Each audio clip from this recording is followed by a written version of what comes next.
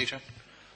Lord Mayor, can I thank John Rogers in the way in which he's moved the motion, and I recognise that it's worded in the way that it was originally and may not take account of events that have subsequently taken place when it was first drafted. So I do think that that's useful. And actually, it's quite useful to have this opportunity to say a few things in the context of a council meeting. I don't really want to go over a lot of what is historical, because I think on a number of occasions in the Cabinet, certainly, so it's there for the public record, we can see how the process has unwound since the original, I'll use it called in-principle decision was taken by Cabinet back in January. John Rogers is right that the way in which some aspects of the consultation around what I call whether it's technically possible to do it could have been done better, and there were defects in some of the ways in which that was carried out. And I think that's been recognised, and quite clearly we will take that into account, A, when we assess what's come out of that process, but also in the context of what we do in future types of this type of consultation, etc. So, you have my commitment on that, but I think that's the right thing to do. There were problems and issues. I thought actually it might be helpful to Council just to go back over some slightly longer history, so that in public we're able to understand, shall we say, some of the issues that we've got around what we do around primary provision. It's not actually really Ashley, it's Bishopston / Ashley, so I just think we need to be aware that there is that issue there.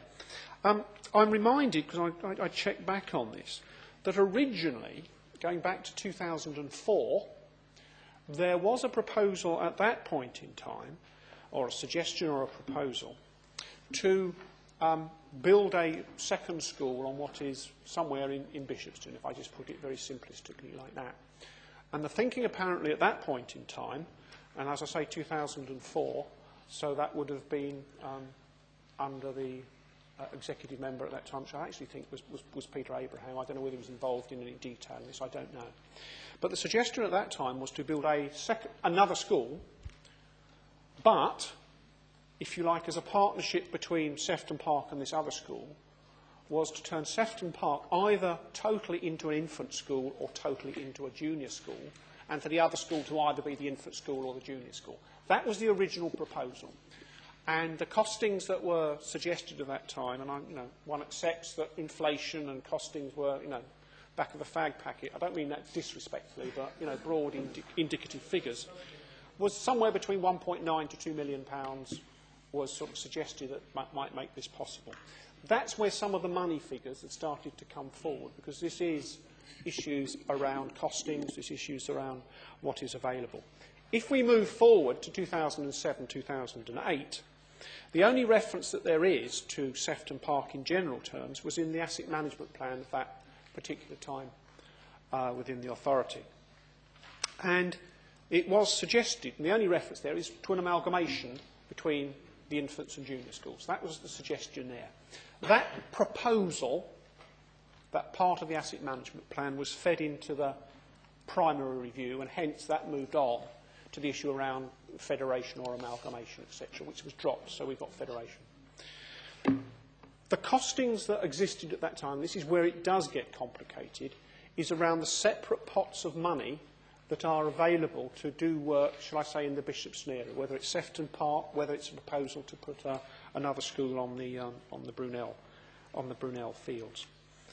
And I think perhaps I will publish this in some detail, because I haven't got the opportunity here tonight to do it. But there are issues about, if were you to proceed on Brunel Fields, as the residents are perhaps suggesting, there are costings issues and funding issues that would make it very difficult to be able to afford, if you like, the refurbishment of Sefton Park on an existing two-form of entry. And by the way, it's not totally two-form of entry. Some years are three-form of entry. Just bear that in mind when we're thinking about what the reality of the situation is.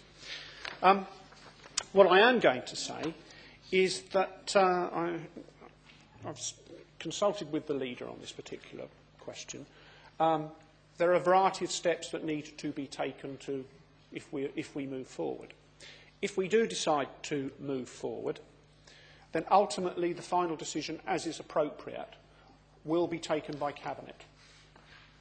However, there are steps before that, and it's been suggested that I should make some provision to make a public decision about whether we actually proceed to consult on the process. I'm going to say to you that, in one sense, this decision is like this issue is like every other single issue that comes in front of the Council with the involvement of members. And Richard, and I'm not being political, but Richard will know from his experience in the Cabinet that most of these decisions are officer-delegated decisions in consultation with the executive member. And as executive members, you get, I haven't counted them, hundreds of things. What do you think about this executive member? Should we proceed? In one sense, this is one of those. It's significant to local people and to local residents quite clearly. But then you start to say, well, if you start setting up some strange public process that's got no status anywhere in, the council concept, who decides which one of the 100 things that you're consulted on and asked your opinion on should actually be, sat down, microphones on, cameras going, etc. It's not realistic. This is an officer-delegated decision which is made seeking the executive member's views as to whether or not to proceed. What I'm saying to you is, quite rightly, the final decision, if it goes forward, will go to Cabinet for the formal decision, ultimately, after consultation. And secondly, there's a development control process as well that will be made in front of members at a development control committee around, the planning issues around the school. So I think it's important to understand that. I'm trying to be helpful to people, and I do recognise the concerns that both parents, residents, governors and the school have expressed around, if you like, the proposal. I personally am not necessarily tied, if you like, per se to putting a scout hut somewhere or not, putting a service area somewhere or not, or putting the car parking somewhere or not. I'm not particularly tied to it. I'm after a solution, were we to go forward, that could meet a lot of the concerns that local residents and the school have expressed. But we're nowhere near, if you like, some of the detailed redesign, design works, etc. And the options, I call it an architect's exercise, just to see whether it's possible or not. There's a lot more in this, but I don't have any further time. Thank you very much, Lord Mayor.